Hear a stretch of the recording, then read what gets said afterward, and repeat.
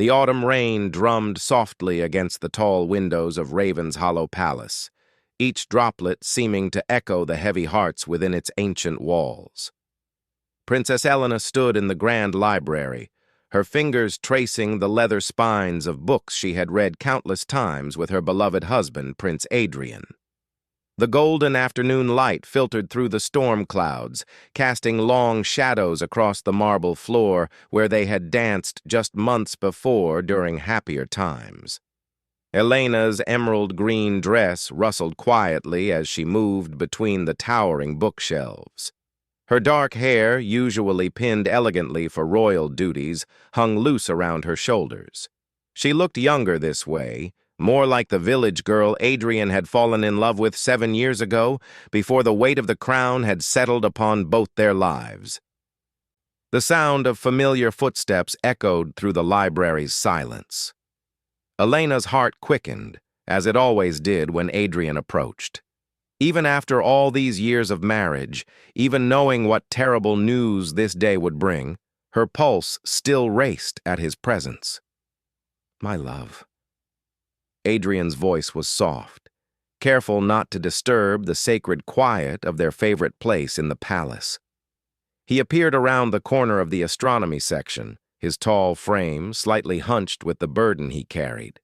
His usually bright blue eyes were clouded with unshed tears, and his brown hair looked as though he had been running his hands through it repeatedly. Elena turned to face him, and for a moment, time seemed to stop. This man who had commanded armies, who had negotiated peace treaties with neighboring kingdoms, who had stood before crowds of thousands without fear, now looked broken. The official documents in his hand trembled slightly. "The council has made their final decision," Adrian said, his voice barely above a whisper. The words hung in the air between them like a death sentence. Elena nodded slowly. They had both known this moment would come. For weeks, the royal council had debated behind closed doors. The kingdom of Astoria faced its greatest threat in centuries. The neighboring empire of Valdris had amassed an enormous army along their borders, demanding either complete surrender or total war. The only path to peace, the council had determined, required the ultimate sacrifice from their beloved prince. Adrian would have to renounce his claim to the throne, dissolve his marriage to Elena, and accept exile from Astoria forever. In return, Emperor Maximus of Valdris would spare their people from the devastation of war. "How long do we have?" Elena asked, though she dreaded the answer. 3 days, Adrian replied, setting the documents on a nearby reading table. 3 days to say goodbye to everything we've built together. Elena closed her eyes, feeling the room spin slightly around her.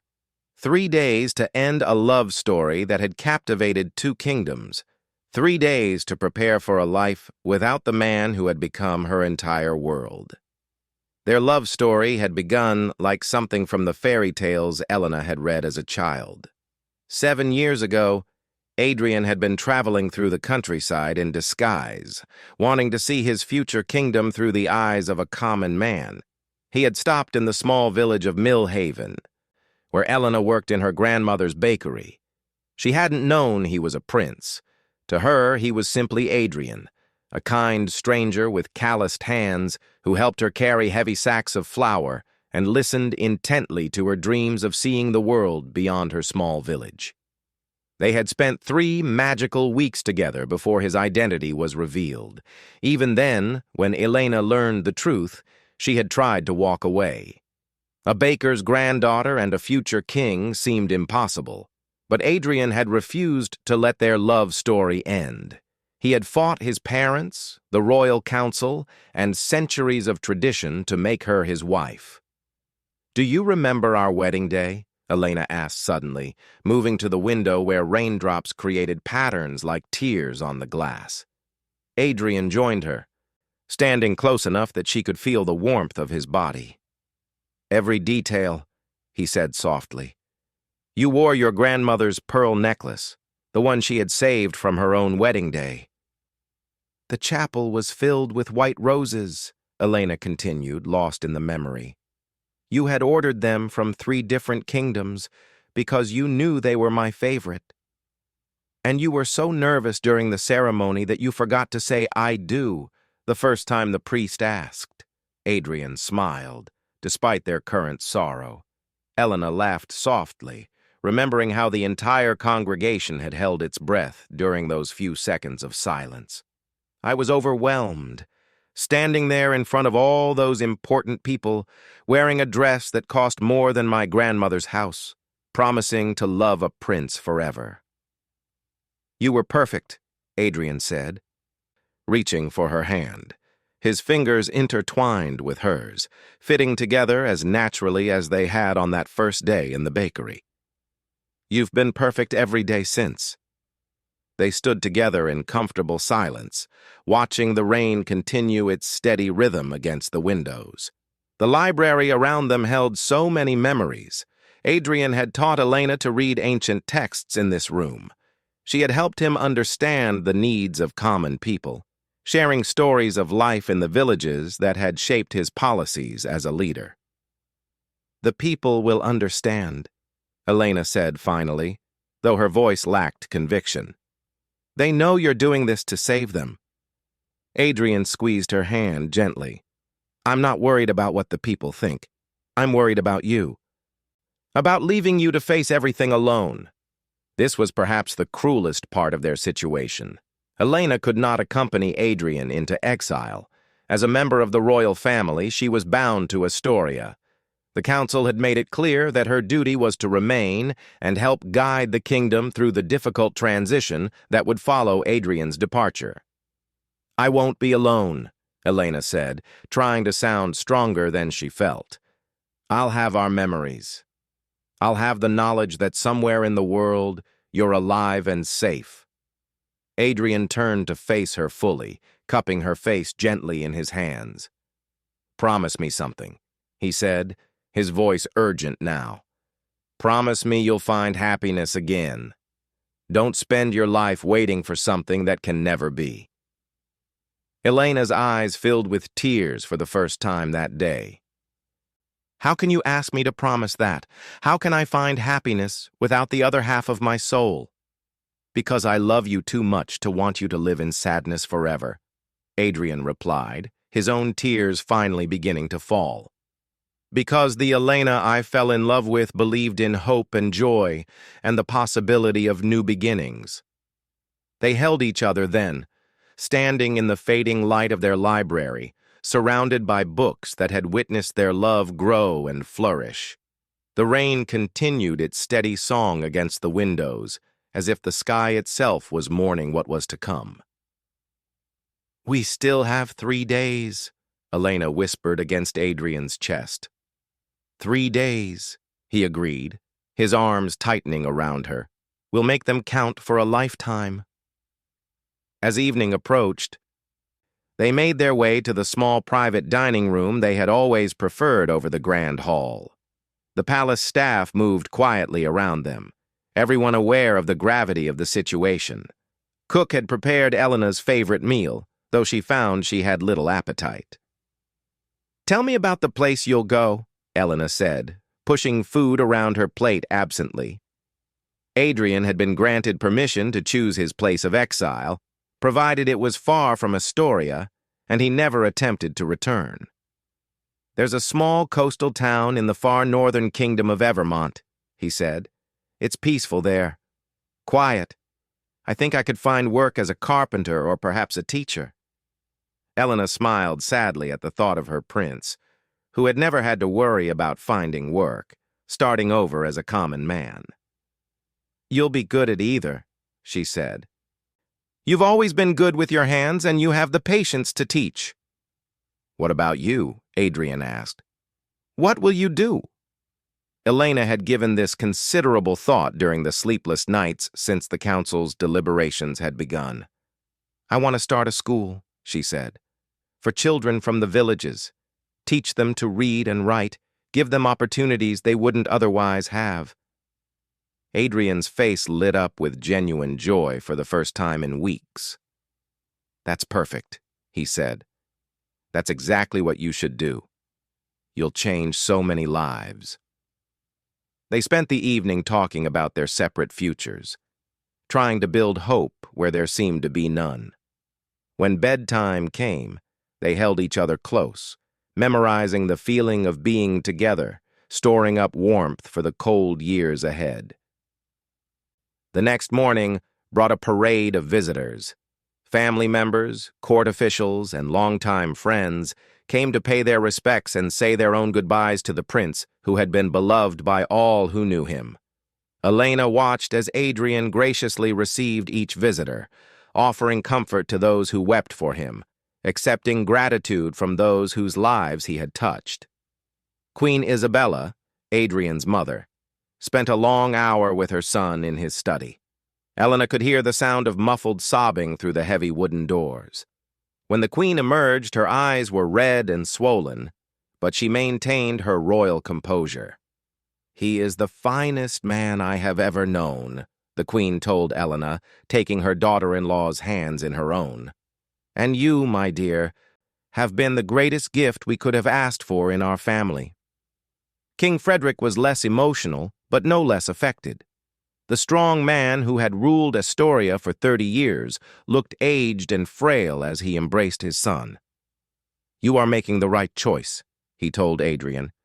"History will remember you as the prince who chose peace over power." As the day wore on, Elena and Adrian found themselves stealing moments together between the constant stream of visitors.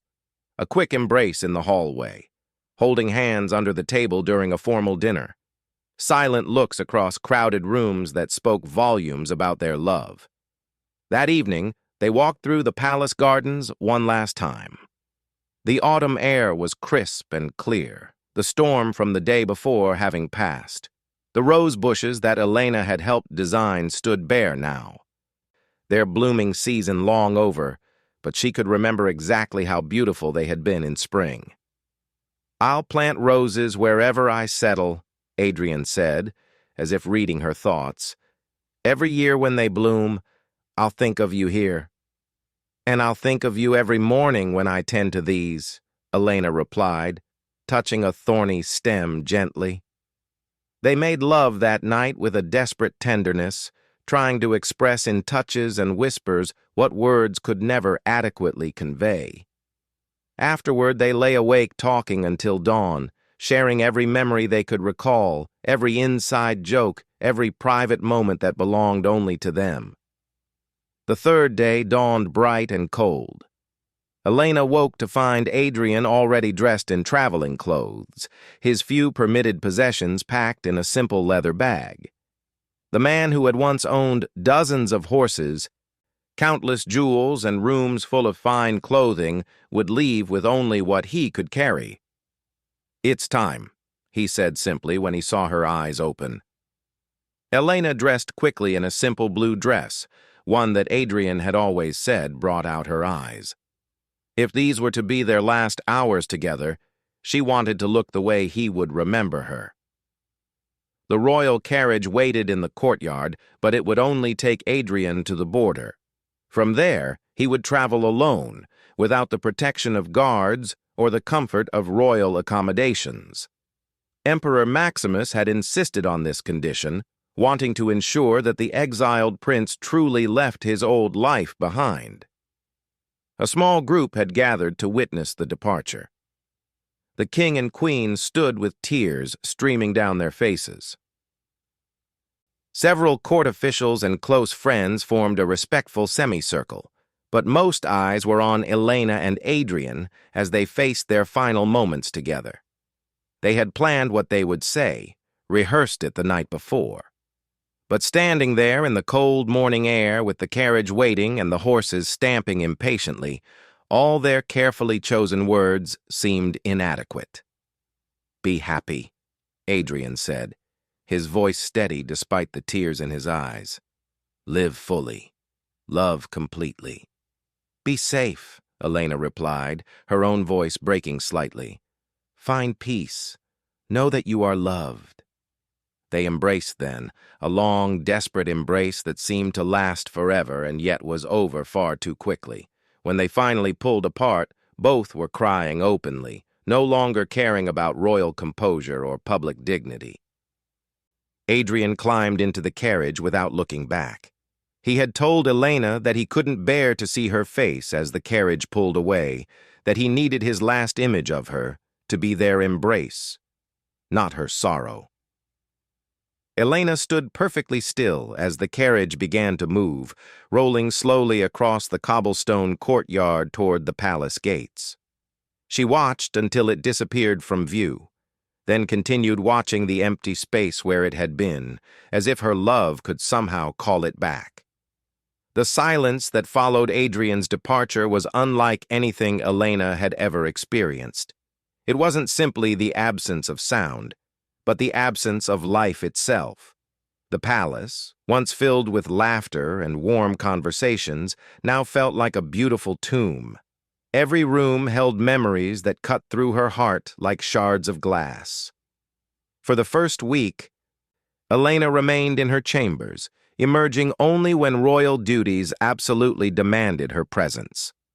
The Queen Mother visited daily, bringing tea that grew cold and offering words of comfort that Elena couldn't quite hear through the fog of her grief. King Frederick, aged beyond his years by the loss of his son, would sit with her in silence, the two of them united in their shared sorrow.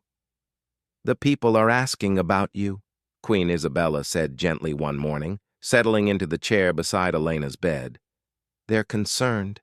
They love you, dear one. They need to see that you're going to be all right." Elena stared out the window at the gardens below. The gardeners continued their work, tending to plants that would bloom again in spring, following the eternal cycle of death and renewal. But Elena felt frozen in winter, unable to imagine warmth returning to her world. "I don't know how to be all right," Elena admitted, her voice hoarse from crying. "I don't know how to exist without him." The Queen reached for Elena's hand, holding it gently between her own weathered palms. "I lost my first love to war when I was younger than you," she said quietly. "I thought I would die from the pain. But somehow, life continued, day by day, breath by breath, and eventually, I found new purpose." Elena looked at her mother-in-law with surprise. She had never heard this story before. "His name was Thomas," Queen Isabella continued, her eyes distant with memory. "He was a soldier, brave and kind. We were secretly engaged when he was killed in a border skirmish. I thought my life was over. But my grief taught me something important about love." "What did it teach you?" Elena asked, genuinely curious despite her pain. "That real love doesn't end with death or separation. It transforms. It becomes something you carry with you that makes you stronger, kinder, more compassionate. Thomas's love helped me become the woman who was worthy of Frederick's love years later, and Adrian's love will help you become who you're meant to be next." The words planted a small seed in Elena's heart, though she wasn't ready to tend it yet. That afternoon, she forced herself to walk through the palace corridors, acknowledging the servants who bowed respectfully and the guards who watched over her with protective concern. She found herself in the royal office where she and Adrian had worked together on matters of state. His desk remained exactly as he had left it, covered with half-finished legislation intended to help the poorest villages in the kingdom. Elena picked up a document he had been drafting about establishing better roads to remote areas, seeing his careful handwriting in the margins where he had made notes about costs and logistics. "Your Highness?" A soft voice interrupted her thoughts. Elena turned to see Margaret, her lady-in-waiting, standing hesitantly in the doorway. "Yes, Margaret."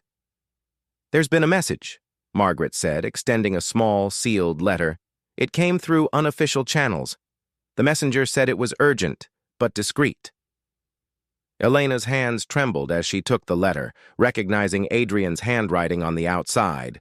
Her name was written in his familiar script, and below it, a small drawing of a rose, their private symbol. With shaking fingers, she broke the wax seal and unfolded the paper. My beloved Elena, I am safe. The journey was difficult, but I have reached Evermont and found lodging in a small inn near the harbor. The town is peaceful, as I hoped. The people here are kind, though they know nothing of my past. I have taken the name Thomas Gardner, a tribute to your grandmother's memory and a hope for new growth in this chapter of my life. I think of you every moment. When I wake, when I eat, when I watch the sun set over the ocean that now separates us. But I don't write to make you sadder. I write because I need you to know that your love travels with me. It gives me strength to face each day. I found work already, helping to repair boats in the harbor.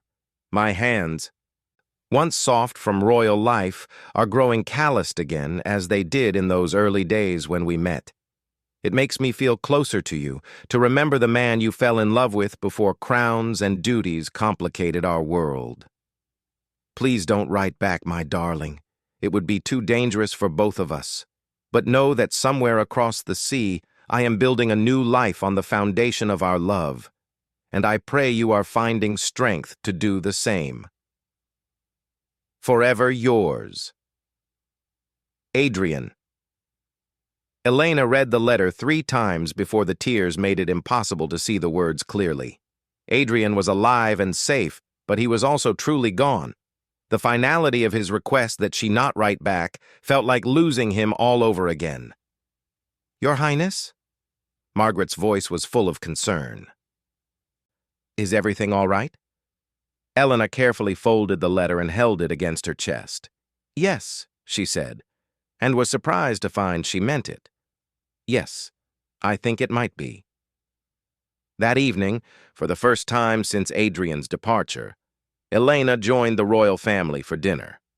The conversation was stilted at first, everyone afraid of saying something that might cause her more pain. But gradually, as they spoke of kingdom business and family matters, Elena found herself participating, offering opinions on trade agreements and agricultural policies. You've always had such good instincts about what the people need, King Frederick observed as they discussed plans for winter relief efforts. Perhaps it's time we formalized your role in the council. Elena looked up, surprised.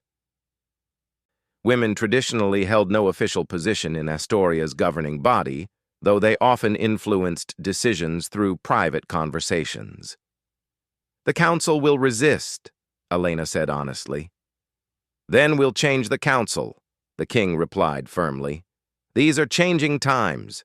We need all our best minds working together. 2 weeks later, Elena found herself seated at the great round table in the council chambers, the first woman in Astoria's history to hold an official advisory position. Some of the older council members grumbled about tradition, but Elena's practical knowledge of village life and her diplomatic skills quickly won over even the most skeptical voices. The princess suggests we establish traveling physicians to visit remote villages during winter months, Chancellor Harrison announced during one meeting. It's an innovative solution to a problem we've struggled with for years. Elena felt a flush of pride, followed immediately by a pang of sadness. Adrian would have been so pleased to see her taking an active role in governing.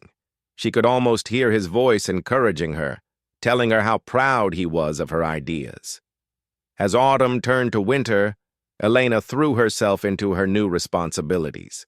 She visited villages personally, listening to people's concerns and bringing their needs back to the council. She worked with the treasury to establish better systems for distributing food during harsh weather. Most importantly, she began laying the groundwork for her dream of starting schools in rural areas. The children in Millhaven are bright and eager to learn, she reported to the council after a visit to her childhood village. But they have no access to education beyond what their parents can provide. We have an opportunity to change that.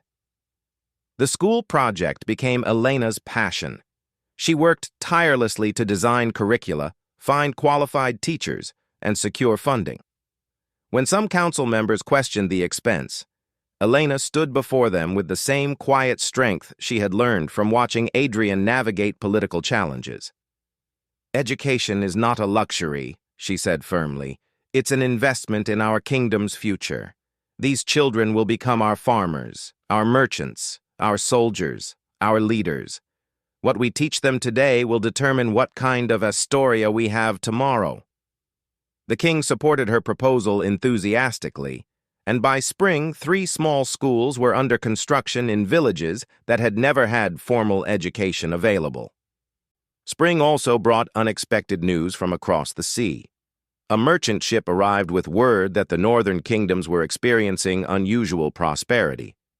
Evermont, in particular, was thriving thanks to new fishing techniques and improved boat designs that had dramatically increased their harvests. Elena listened to the merchant's reports with a growing sense of recognition. The innovations he described sounded exactly like things Adrian would have suggested. Practical improvements that helped common people earn better lives for their families. "There's talk of a mysterious man," the merchant continued, unaware of Elena's intense attention. "They call him the boat whisperer. He can look at any vessel and see immediately how to make it faster, more stable, more efficient. He's revolutionizing their entire fishing industry." Elena smiled to herself. Adrian had always been fascinated by engineering and design. In their private moments, he would sketch plans for better plows, more efficient mills, or stronger bridges. It seemed he was using those talents to build a meaningful life in exile. "And the curious thing," the merchant added, "is that this man accepts no payment for his services beyond basic room and board. He says he's working to honor the memory of a lost love." Elena's eyes filled with tears, but for the first time in months, they were tears of joy rather than sorrow. Adrian was not just surviving, he was thriving. He was using their love as motivation to help others, just as she was doing with her schools. That night, Elena sat in the library where they had spent their last evening together. She pulled out a piece of parchment and began to write, not a letter to Adrian. She would honor his request for no contact, but a letter to herself, recording her thoughts and feelings as a way of processing her grief and growth. "Today, I learned that love truly does transform rather than end," she wrote. "Adrian's love for me is helping people across the sea live better lives. My love for him is helping children in our kingdom receive education they never could have imagined. We are apart, but we are still working together in ways we never expected." As summer arrived, Elena's first 3 schools opened to great celebration. She traveled to each one personally, meeting the teachers and students, watching young minds discover the magic of reading and writing. In Millhaven, she recognized several children from her own childhood, now grown and bringing their own little ones to learn. "Princess Elena," one young mother said shyly, "my daughter reads to me every evening now. She's teaching me letters I never learned. Your schools are changing whole families." These moments of purpose and joy became more frequent as Elena settled into her new role. She still missed Adrian desperately, still felt the ache of his absence in quiet moments. But she was discovering that grief and happiness could coexist, that love could be both a source of sadness and a fountain of strength. One evening, as she reviewed plans for expanding the school program, Elena received an unexpected visitor. A young woman, travel-worn and nervous, was escorted into her study by the guards. "Your Highness," the woman said, dropping into a deep curtsy, "my name is Sarah. I bring word from the northern kingdoms." Elena's heart raced. "What news?" "I was hired to deliver a message," Sarah said, producing a small object wrapped in cloth.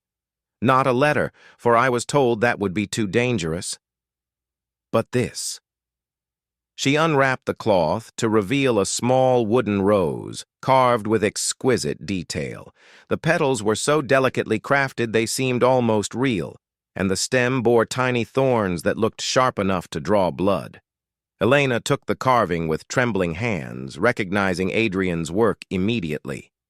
He had always been skilled with wood carving, often making small toys for children in the villages during their travels together. "There's more," Sarah said softly. "The man who hired me said to tell you that roses bloom every season, that love grows stronger with time, and that even in exile, hope finds a way to flourish." Elena pressed the wooden rose to her lips, feeling Adrian's presence as strongly as if he were standing beside her. He was well. He was working. He was finding ways to thrive despite their separation. And somehow he had managed to send her a token of his enduring love without breaking the conditions of his exile. "Thank you," Elena whispered to Sarah. "Thank you for bringing this to me." After Sarah left, Elena placed the wooden rose on her desk where she could see it while she worked. It became a talisman of sorts, reminding her that love transcended distance and circumstance. When council meetings grew frustrating, when she missed Adrian so intensely it felt like drowning, when the loneliness of her position threatened to overwhelm her, she would look at the rose and remember that somewhere across the sea, Adrian was thinking of her with the same devotion she felt for him. As autumn returned, marking 1 full year since Adrian's exile, Elena stood again in the palace gardens. The roses they had planted together were blooming magnificently, fuller and more beautiful than ever before. She realized that she, too, had grown stronger and more beautiful through adversity. The school program now served 8 villages, with plans for 5 more opening before winter. Elena had become one of the most respected voices on the royal council, known for her wisdom and compassion.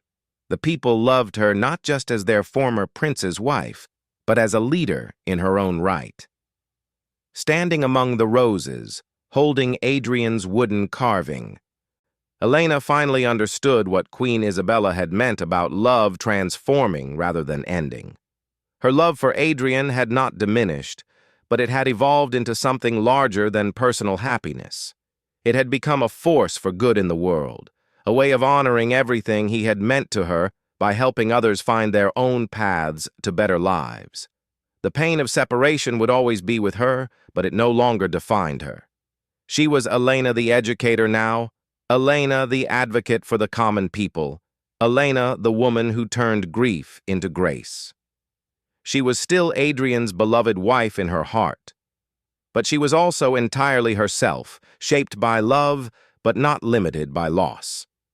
As winter approached again, Elena threw herself into preparations for the cold months ahead. The villages were better equipped now, with improved systems for sharing resources and caring for the most vulnerable. The schools continued to operate even in harsh weather, giving children warm places to gather and learn. And in her private moments, when snow fell like tears outside her windows, Elena would hold her wooden rose and send silent messages across the sea to the man who had taught her that the greatest love is willing to sacrifice everything for the happiness and safety of others. 3 years had passed since that devastating morning when the royal carriage had carried Adrian away from everything he had ever known. 3 years of building new lives from the ashes of their shattered dreams. As Elena stood before the completed Millhaven School on its dedication day, watching children pour through the doors with bright eyes and eager faces, she marveled at how much had changed, yet how much had remained the same. The little girl who had once dreamed of seeing the world beyond her grandmother's bakery had indeed seen more than she ever imagined, though not in the way she had expected. Elena had discovered worlds within herself, depths of strength, wells of compassion, and reservoirs of wisdom that she never knew existed. The crown that had once felt like a burden now felt like a tool she wielded with purpose and skill. "Princess Elena!" called out young Timothy, one of her first students, now nearly 10 years old and reading at a level that astonished his teachers. "Look what I wrote." He thrust a piece of parchment toward her, covered in careful handwriting that told the story of a brave prince who sacrificed everything to save his people. Elena's breath caught in her throat as she read the innocent words that somehow captured the essence of Adrian's heroism better than any royal historian ever could. "It's beautiful, Timothy," she said, kneeling to his level. "Why did you choose to write about sacrifice?" The boy's face grew serious beyond his years. "Because my mama says that's what real love does. It gives up what it wants most to protect what matters most." Elena blinked back tears, amazed at the wisdom that flowed from children who had never been given the chance to learn before her schools existed. "Your mama is very wise." As the dedication ceremony continued, Elena found her mind wandering across the sea to Evermont, where she knew Adrian was probably working in the harbor as the sun set over the water. 3 wooden roses had arrived over the years, each more intricately carved than the last, each accompanied by cryptic messages about hope and perseverance that never quite violated the terms of his exile. The most recent message, delivered just 2 months earlier, had brought news that made Elena's heart soar with pride and ache with longing in equal measure. Adrian had established a school of his own in Evermont, teaching navigation and boat building to young people who had never had access to such education. He was using the same principles Elena had pioneered in Astoria, adapting them to serve the needs of coastal communities. "The boat whisperer has become the teacher," the messenger had reported with obvious admiration. "He accepts no payment beyond what he needs to live simply. The people say he works with the dedication of a man fulfilling a sacred promise." Elena understood that promise. It was the same one that drove her own work, the vow they had made to each other in those final precious hours together, to honor their love by serving others, to transform their personal tragedy into public good. The dedication ceremony concluded as the sun began to set, painting the sky in shades of pink and gold that reminded Elena of Adrian's eyes when he laughed.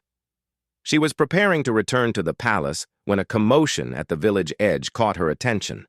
A rider was approaching at great speed, his horse lathered with sweat and his clothes bearing the colors of the royal messenger service. Elena's stomach clenched with familiar anxiety. In her experience, urgent messages rarely brought good news. The messenger leaped from his horse and approached with obvious urgency, but also with something else. Excitement? Hope? Elena couldn't quite identify the emotion she saw in his face. "Your Highness," he panted, dropping to one knee despite his exhaustion. "News from the capital. Emperor Maximus is dead." Elena stared at him, the words not quite registering. Emperor Maximus, the tyrant whose threats had torn apart her world, was gone? "How?" she managed to ask. "A fever, Your Highness, struck down in the prime of life. His heir, Prince Marcus, has assumed the throne, but the political situation has changed dramatically.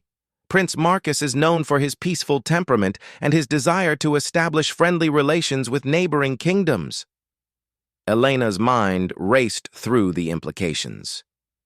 The threat that had forced Adrian's exile was gone. The political landscape that had made their love impossible had shifted fundamentally.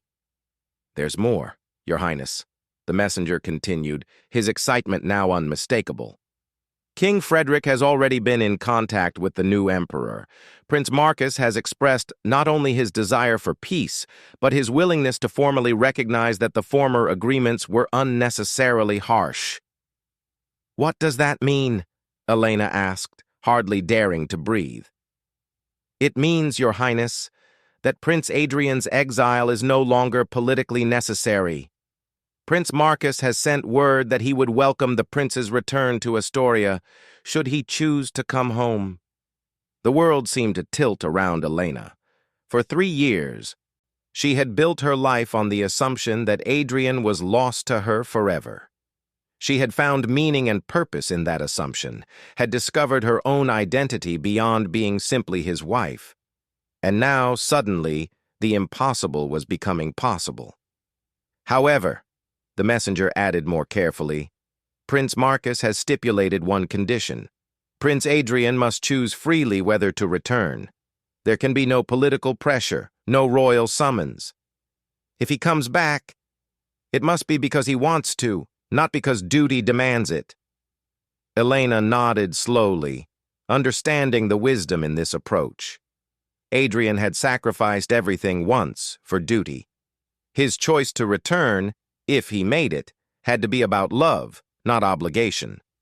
The ride back to the palace passed in a blur of conflicting emotions. Joy wrestled with fear, hope battled with anxiety.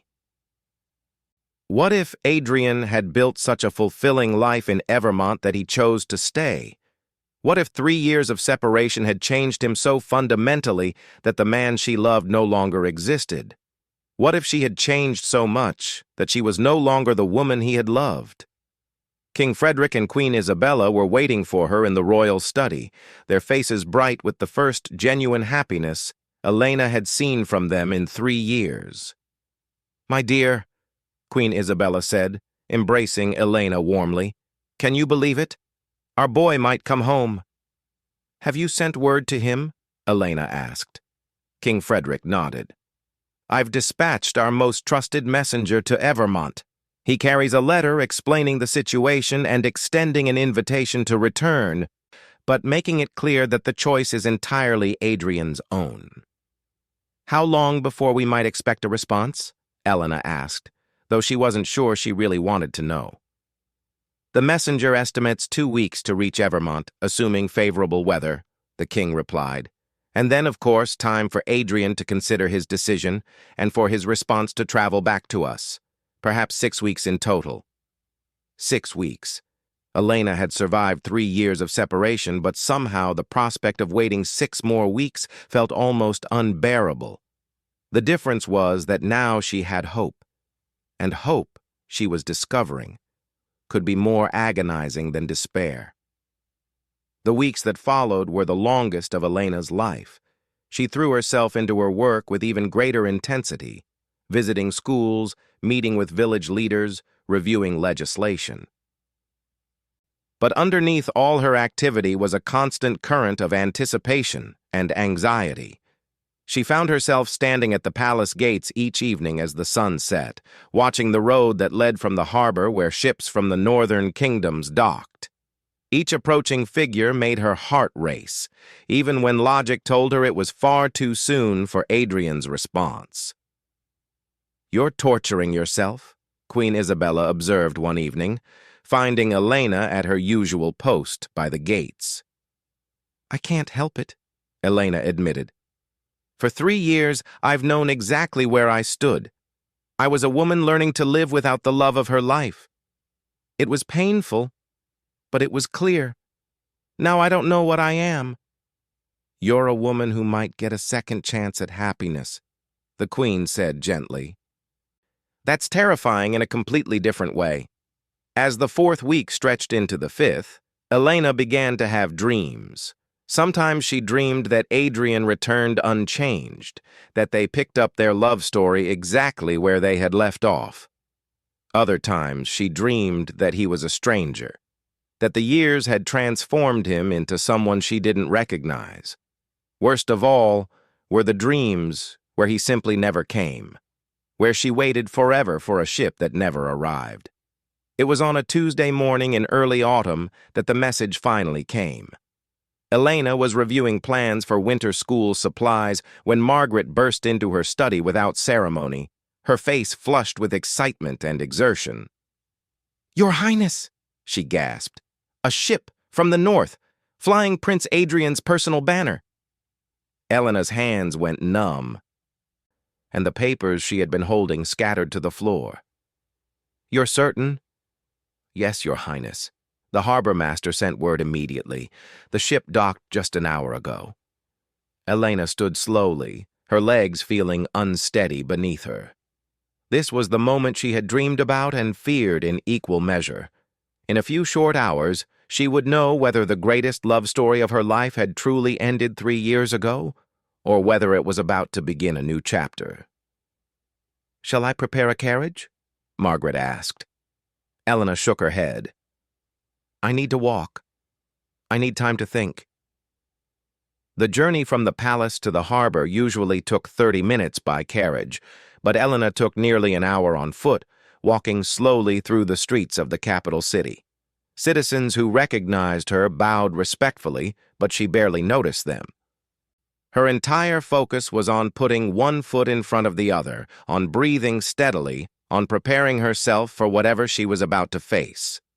The harbor was busier than usual, filled with curious onlookers who had heard rumors of the prince's possible return. Elena made her way through the crowd, her royal guard clearing a path before her, until she reached the dock where the ship from Evermont was moored. And there, standing at the ship's rail with his back to the shore, was a figure she would have recognized anywhere. Adrian was thinner than she remembered, his hair longer and streaked with premature silver. His clothes were simple working garments rather than royal finery, and his hands, she could see even from a distance, bore the calluses of honest labor. He turned slowly, as if sensing her presence, and their eyes met across the space that separated them. For a long moment, neither moved. 3 years of separation, of growth, of change hung in the air between them like a bridge that might bear their weight or might crumble beneath the first step. Then Adrian smiled, and it was exactly the same smile that had captivated her in her grandmother's bakery 7 years earlier. Time seemed to collapse, and suddenly Elena was running, her royal dignity forgotten, her careful composure abandoned. She ran down the dock with tears streaming down her face, and Adrian ran to meet her, leaping from the ship to the pier with the agility of a man who had spent 3 years working with boats. They collided in the middle of the dock, holding each other with desperate intensity, as if they could somehow make up for 3 years of separation in a single embrace. I wasn't sure you'd come, Elena whispered against his chest, breathing in the familiar scent of him mixed with salt air and honest work. I wasn't sure I should, Adrian replied, his voice deeper than she remembered, roughened by years of shouting over ocean winds. We've both changed so much. I didn't know if the people we are now could love each other the way the people we were did. Elena pulled back to look at him properly. His face was weathered by sun and sea, lines around his eyes speaking of laughter and hardship in equal measure. But his eyes were the same gentle blue that had seen straight through to her soul on that first day in Millhaven. I've built a good life, she said honestly. Meaningful work, real purpose. I'm not the same woman you left behind. Neither am I the same man who left, Adrian replied. I've learned to find joy in simple things. I've discovered talents I never knew I had. I've made peace with being nobody special.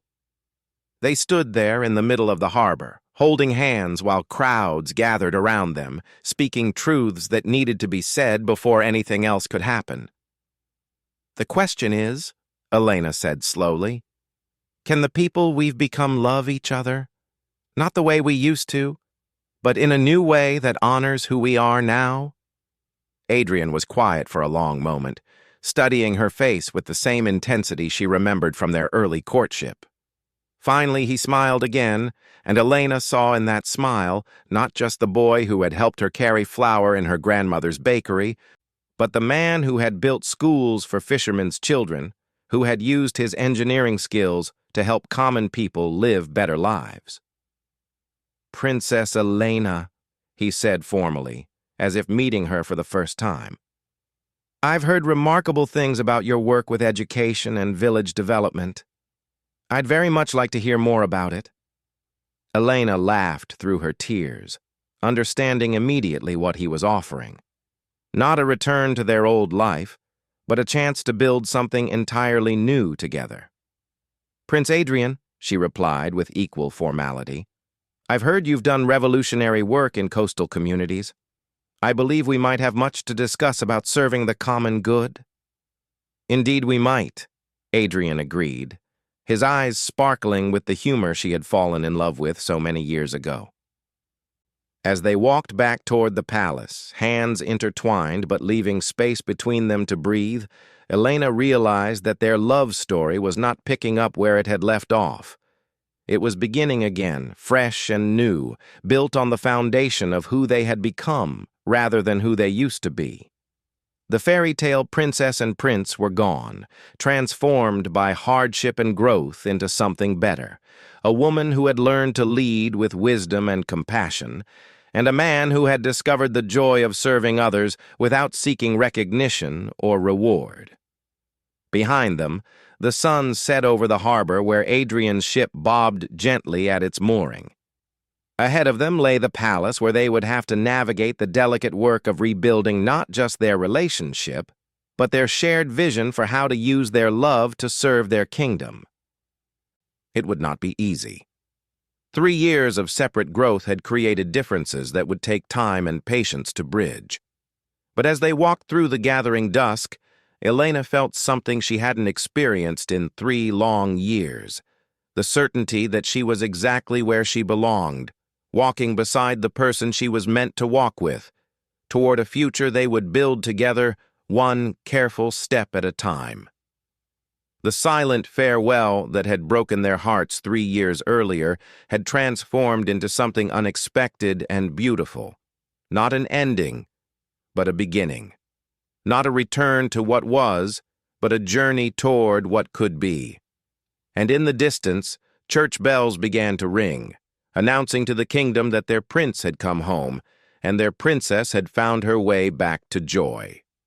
Love, Elena realized, was not just about never letting go. Sometimes it was about letting go completely, trusting that what was meant to endure would find its way back, changed but unbroken, ready to bloom again in a new season.